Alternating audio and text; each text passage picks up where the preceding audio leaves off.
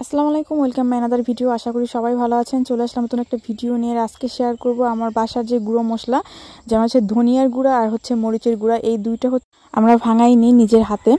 তো আজকে সেটাই কিনতে যাব। আমরা হচ্ছে যাব কালীঘাট। সেই কালীঘাট যাওয়ার ওখানেই হচ্ছে পাইকারি সব কিছু পাওয়া যায়।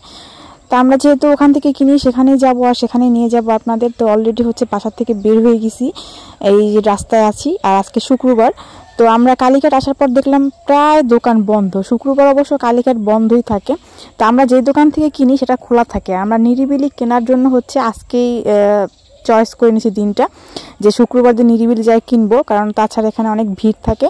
তো ভয়ও পাচ্ছিলাম যে যারা পাবো কিনা, দোকান কিনা বন্ধই থাকে, কারণ প্রায় দেখেন সব দোকানপাট বন্ধ এখানে। তারপর অলরেডি চলে আসলাম, দেখলাম যে না, দোকান খোলা আছে।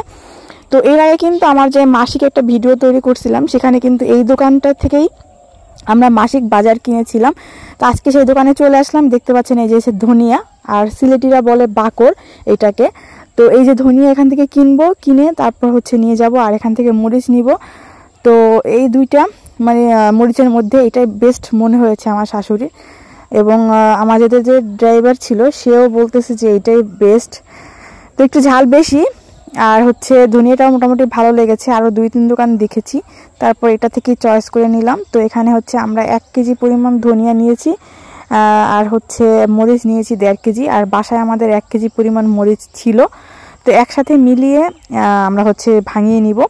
তো এটাকে হচ্ছে নিয়ে ভালোভাবে ধুবো। আমরা ধুয়ে আগে ধনিয়াটাকে ঝাড়বো, ঝেড়ে ময়লা ফেলে তারপর হচ্ছে ভালো করে ধুয়ে নিব, যেন বালিগুলো সব নিচে জমে যায়। ওই অবস্থায় ধুয়ে তারপর ছেঁকে নিব। আর মরিচগুলোকে একটু ধুবো। অনেকে হচ্ছে ধুয়ে না ধুয়ে হচ্ছে ভালোভাবে কাপড় দিয়ে মুছে তারপর হচ্ছে গুঁড়ি করতে দেয়। আমরা ধুয়ে এই দুটোটাকে ভালোভাবে শুকাবো। যেখানে শুকানো শেষ, তারপর আমরা একটু ভেজে নিয়েছি, ঠিক আছে। ধনিয়াটাকে একটু শুকিয়ে ভালোভাবে 3-4 দিন তারপর আমরা হালকা করে একটু ভেজে নিয়েছি। ভেজে নিয়ে এখন ঠান্ডা করে আমি হচ্ছে এটা প্যাকেট করব। আর মরিচ সেটাও হচ্ছে 4-5 দিন আমরা শুকাইছি ভালোভাবে ধোয়ার পরে। শুকানোর পরে হচ্ছে আমরা প্যাকেট করে এখন নিয়ে যাব হচ্ছে ভাঙাইতে। আর আমরা ভাঙাই হচ্ছে গিয়ে আম্বরখানা।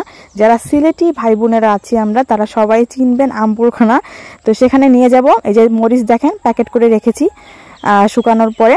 আর ধনিয়া এখন ঠান্ডা হয়ে গেছে অলরেডি।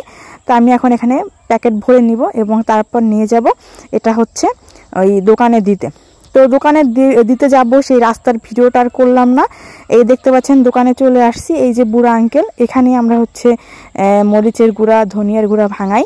এই যে দিতে আসলাম, সে মেপে মেপে তারপর লিখে রাখতেছে, এবং আপনাদের ভাইয়ার নামটা সেখানে আমরা লিখে রাখছি।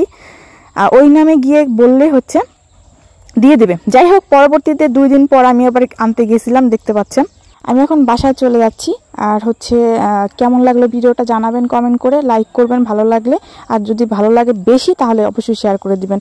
আর আপনারা গুঁড়ো মশলা কীভাবে তৈরি করেন বা কীভাবে কী প্রসেসিং করেন জানাবেন অবশ্যই। আর আমার কণ্ঠটা হচ্ছে একটু ভাঙা টাইপের, ঠান্ডা লেগেছে, কিছু মনে করবেন না। আজকে এই পর্যন্তই। আল্লাহ হাফেজ।